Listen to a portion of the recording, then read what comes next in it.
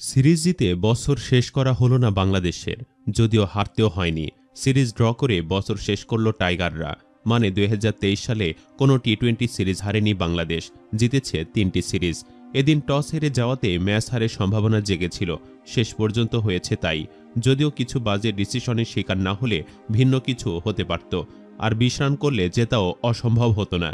নেপিয়ারে প্রথম ম্যাচ জিতে সিরিজ জয়ের সম্ভাবনা তৈরি করেছিল নাজমুল হোসেন শান্তর দল। মাউন্ট মঙ্গানুয়ে বৃষ্টির কারণে ম্যাচ শেষ করা যায়নি, পরিত্যক্ত ঘোষণা করতে হয়। রোববার বৃষ্টি আইনে টাইগারদের ১৭ রানে হারিয়ে সিরিজে সমতা ফেরায় কিউইরা।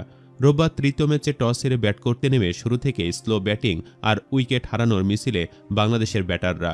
শুরুতে টিম সাউদির বলে এলবিডব্লিউ হয়ে উইকেট পতনের সূচনা করেন সৌম্য সরকার।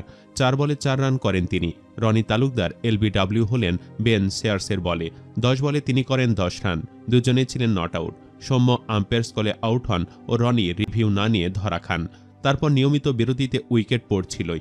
৩১ রানে দ্বিতীয়, ৪১ রানে তৃতীয়, ৫৯ রানে তৃতীয়, এভাবে একের পর এক উইকেট পড়ছিলই। সর্বোচ্চ ১৭ রান করেন অধিনায়ক নাজমুল হোসেন শান্ত।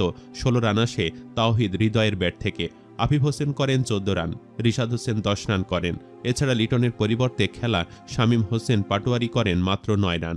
শেখ মেহেদী ১৩ বলে করেন ৪ রান। শেষ পর্যন্ত ৪ বল বাকি থাকতেই ১১০ রানে অল আউট হয়ে গেছে বাংলাদেশ।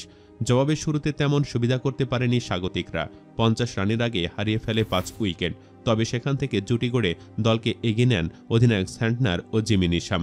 মিডলে শান্তর ১ ওভারে ১৪ রান নিয়ে ম্যাচের চাপ থেকে বেরিয়ে যায় তারা। দর্শক, আপনি কি মনে করেন তখন শান্তর বোলিং আসা ভুল ছিল? হ্যাঁ বা না লিখে কমেন্টে জানিয়ে দিন মতামত। সেই সাথে ভিডিওটি লাইক, শেয়ার ও চ্যানেলটি সাবস্ক্রাইব করুন। ধন্যবাদ।